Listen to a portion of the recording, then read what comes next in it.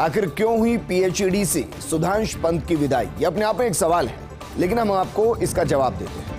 किसी भी विभाग में दरअसल जरूरी होता है मंत्री और एसीएस के बीच में म्यूचुअल अंडरस्टैंडिंग का बना रहना, और गर्मियों के दिनों में पीएचईडी जैसा विभाग होता है सबसे ज्यादा महत्वपूर्ण। लेकिन विभाग में महेश जोशी और सुधांश पंत के बीच पटरी बैठ नहीं पा रही थी।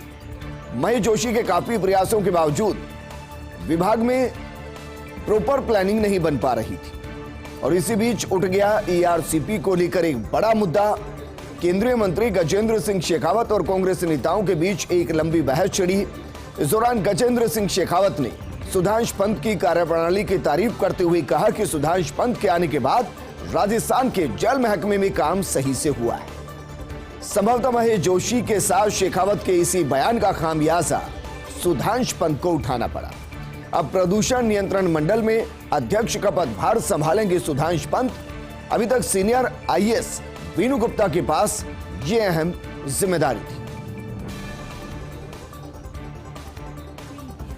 आईएएस तबादला सूची का पोस्टमार्टम करते हैं। सबसे पहले आपको बताते हैं उन अफसरों के नाम जो फायदे में रहे। ये नाम है वीनू गुप्ता, अखिल अरोड़ा, कुंजीलाल मीणा, आनंद कुमार, शिखर अग्रवाल, नवीन महाजन, हेमंत गेरा, रवि कुमार सुरपुर, पूर्णचंद किशन, दिनेश कुमार यादव, सुषमा अरोड़ा, प्रकाश राज पुरोहित, कन्हैयालाल स्वामी और नकाते शिव प्रसाद को अच्छी पोस्टिंग मिली है।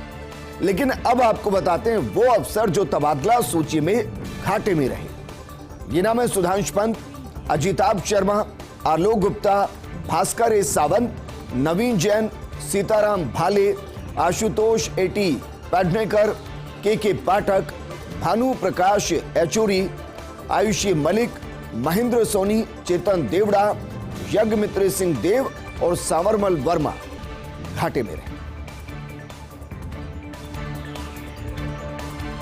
और बात करते हैं जेडीए की, जहां अब जय जिनेंद्र है।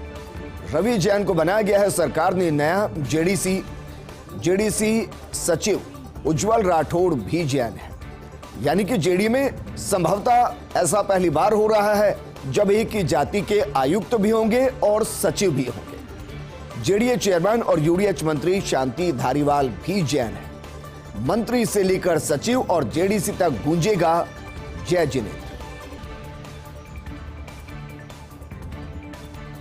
वहीं परिवहन आयुक्त के रूप में सामने आया एक चौंकाने वाला नाम। कन्हैयालाल स्वामी को बनाया गया है नया परिवहन आयुक्त। ब्यूरोक्रेसी में स्वामी का नाम नहीं रहा बहुत ज्यादा चर्चा में। एमडी आरसीडीएफ रहने के अलावा कभी कोई महत्वपूर्ण जिम्मेदारी भी उनको अभी तक नहीं मिली। ऐसे में बतौर परिवहन आयुक्त उनका नाम आने से परिवहन विभाग के अधिकारी भी हैरान हो गए। परिवहन विभाग के एक अधिकारी ने मजाकिया टिप्पणी भी की और मजाकिया टिप्पणी करते हुए कहा कि लगता है लकी ड्रॉ में कन्हैयालाल का नाम खुल गया है। और बात करते हैं संवाददाता शिवेंद्र सिंह परमार की रिपोर्ट की। मंत्री ममता भूपेश के पति को अच्छी पोस्टिंग मिली है। देर रात आई तबादला सूची में ममता के पति डॉक्टर घनश्याम का भी नाम। डॉक्टर घनश्याम को चिकित्सा शिक्षा का कमिश्नर बनाया गया है। पंचायती राज विभाग से चिकित्सा शिक्षा जैसे अहम विभाग में उन्हें जगह मिली है। अन्य सर्विस से आईएएस बने अफसरों में भी अच्छी पोस्टिंग पाने वाले इकलौते हैं घनश्याम। और अब बात करते हैं नवीन महाजन की, क्योंकि अब आईएएस तबादला सूची में उनकी वापसी और पोस्टिंग भी जोरदार मिली है। महाजन को बीते दिनों सरकार ने भेजा था अजमेर। उस वक्त सभी के लिए चौंकाने वाली ये खबर थी, क्योंकि महाजन को माना जाता मुख्यमंत्री की गुड बुक में। अब उन्हें अजमेर से लाया गया है जयपुर। पीडब्ल्यूडी जैसे बड़े महकमे में प्रमुख सचिव की जिम्मेदारी उनको दी गई है। प्रमुख सचिव उन्हें बनाया गया है। चूरू के सालासर धाम में आज से मेला शुरू हो गया है। कोरोना के चलते 2 साल बाद मेले को लेकर भक्तों में उत्साह है। आयोजनकर्ताओं के अंदर उत्साह है। हनुमान जन्मोत्सव तक आयोजित होगा सालासर में मेला। बालाजी के दर्शनों के लिए देश के कोने कोने से श्रद्धालु पहुंच रहे हैं। बाबा के जयकारों के साथ मंदिर में धोख लगाकर मन्नतें भी मांग रहे हैं। 268 साल पुराने बालाजी मंदिर की देश भर में अलग अलग मान्यताएं हैं। यहाँ पर दाढ़ी मूंछ में विराजमान है सालासर बालाजी। बाबा के भक्त चूरमे का भोग लगाकर नारियल बांध रहे हैं। 3 दिवसीय मेले में श्रद्धालुओं की सेवा में जुटे पुजारी परिवार और ग्रामीण। भारत रत्न बाबा साहब डॉक्टर भीमराव अंबेडकर की जयंती आज है। मानवाधिकार आयोग के अध्यक्ष जस्टिस जी.के. व्यास ने कविता लिखी है। कविता में जस्टिस व्यास ने लिखा उल्लेख और कहा कि बाबा साहब कहते थे, संविधान हमारी गीता है, शांति, अहिंसा, अखंडता जनतंत्र के आभूषण है, इनको भंग करने वाले ही मानव जाति के दुश्मन हैं। भारत जैसे महान देश में जीने का हमें अधिकार है। सब धर्मों के लोग यहाँ पर जीवन को प्रेम से जीते हैं। होली, दिवाली, ईद, क्रिसमस मिलजुल कर हम मनाते हैं। सामाजिक समानता रखकर पिछड़ों की रक्षा भी हम करते हैं। बाबा साहब के सपनों की भारत में अलख जगाते हैं। बाबा साहब अंबेडकर जी को नमन आज हम करते हैं। उनके आदर्शों पर चलकर जन जन गौरवान्वित होते हैं। संवाददाता शिवेंद्र सिंह परमार की रिपोर्ट। आईएएस विकास सीताराम भाले ने अलग ही रिकॉर्ड बनाया है। अपने आईएएस करियर में 6वीं बार संभागीय आयुक्त बने हैं भाले। 4 बार भाले रह चुके उदयपुर में संभागीय आयुक्त, 1 बार भरतपुर में उन्होंने जिम्मेदारी संभाली और अब कल आई तबादला सूची में भाले को बनाया गया है जयपुर का संभागीय आयुक्त। ब्यूरोक्रेसी में संभागीय आयुक्त के तौर पर बन रही विकास सीताराम भाले की पहचान। प्रदेश कांग्रेस प्रभारी अजय माकन आज जयपुर आएंगे। रात 9:05 पर दिल्ली से इंडिगो की फ्लाइट से वो रवाना होंगे। रात 9:55 पर दिल्ली से जयपुर पहुंचेंगे अजय माकन। कल सुबह 9 बजे मुख्यमंत्री गहलोत के साथ उदयपुर के लिए रवाना होंगे। पीसीसी चीफ गोविंद सिंह डोटासरा भी उनके साथ मौजूद रहेंगे। दरअसल सुबह 10 बजे विशेष विमान से वो उदयपुर पहुंचेंगे। सुबह 10:30 बजे हेलीकॉप्टर से उदयपुर से पहुंचेंगे रतनपुर बॉर्डर। डूंगरपुर के रतनपुर बॉर्डर पर जनसभा को संबोधित करेंगे। दोपहर 12 बजे रतनपुर बॉर्डर से उदयपुर के लिए रवाना होंगे और दोपहर 12:30 बजे उदयपुर से जयपुर के लिए रवाना होंगे। रात 10:25 पर इंडिगो की फ्लाइट से दिल्ली के लिए वापस अजय माकन रवाना हो जाएंगे। वहीं आईएएस तबादला सूची का पोस्टमार्टम पावर जाने के बाद भी एसीएस सुबोध अग्रवाल पावरफुल हैं।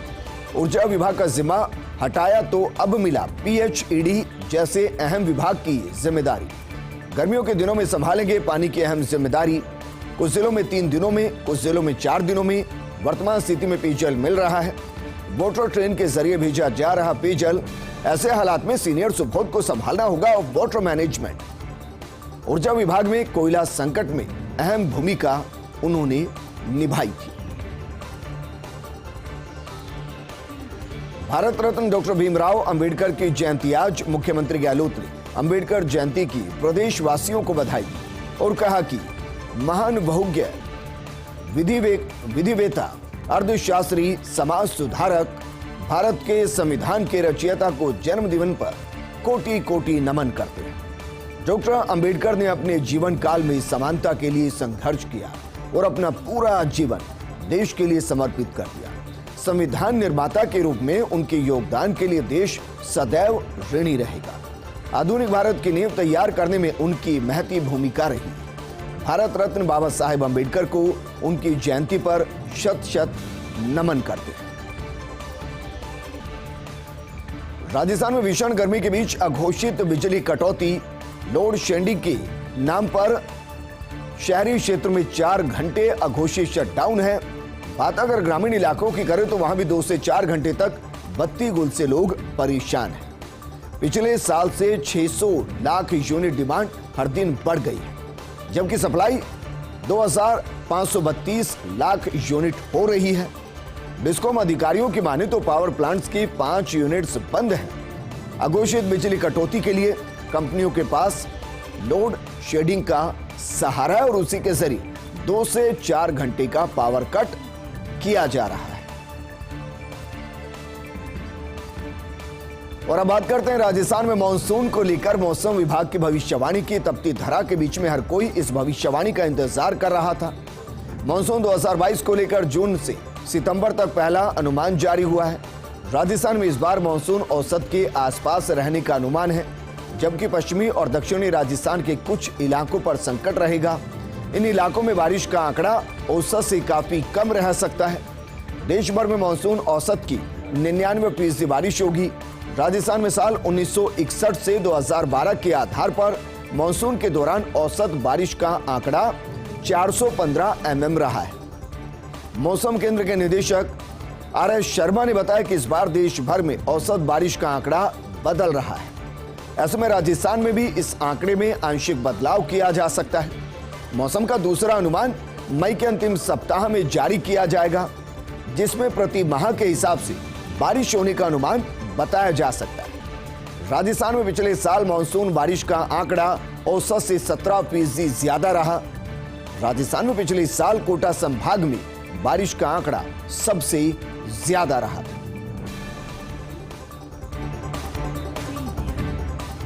18 अप्रैल को आएगा निगम की पावर पॉलिटिक्स का परिणाम। जयपुर ग्रेटर नगर निगम की 18 अप्रैल को बुलाई गई है साधारण सभा।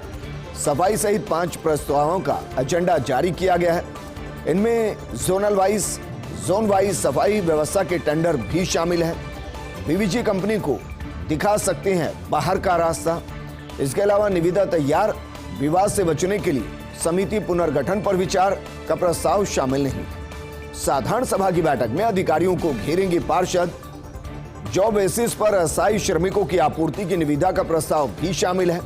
इस प्रस्ताव के जरिए प्रत्येक वार्ड में 7 अस्थायी श्रमिक लगाए जाएंगे। निगम की प्रशासनिक कार्य प्रणाली की सरलीकरण के प्रस्ताव की स्वीकृति।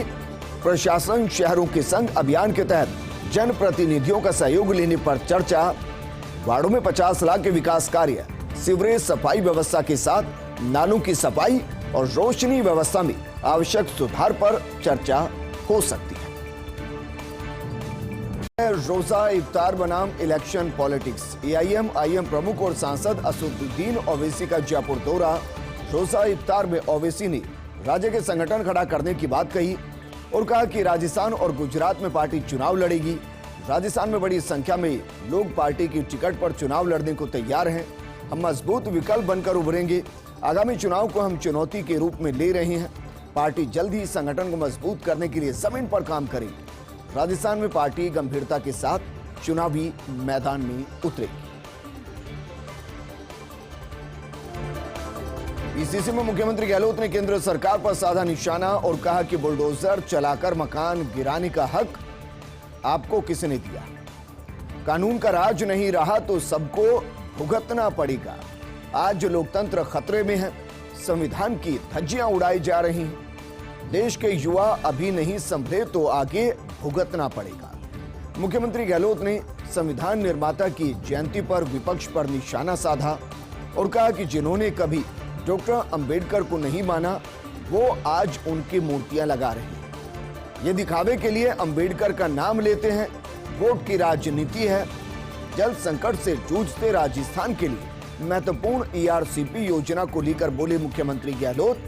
PM मोदी और मंत्री गजेंद्र शेखावत पर CM गहलोत ने निशाना साधा और कहा कि मोदी आगे आए और ERCP को राष्ट्रीय परियोजना बनाने का वादा निभाए। केंद्र में प्रदेश के मंत्री होने के बावजूद एक योजना को स्वीकृति नहीं दिला सके, फिर उनके केंद्र में मंत्री होने का प्रदेश को फायदा क्या? जो मंत्री एक काम ना करवा सके वो काहे के मंत्री? पूर्व मुख्यमंत्री वसुंधरा राजे की डॉक्टर भीमराव अंबेडकर को श्रद्धांजलि। धौलपुर में डॉक्टर भीमराव अंबेडकर जी की 131वीं जयंती पर पुष्पांजलि अर्पित की और कहा कि डॉक्टर अंबेडकर जी केवल व्यक्ति ही नहीं बल्कि एक आदर्श थे। हमें जरूरत है उनके सिद्धांतों पर चलने तथा उनकी जीवन में उतारने।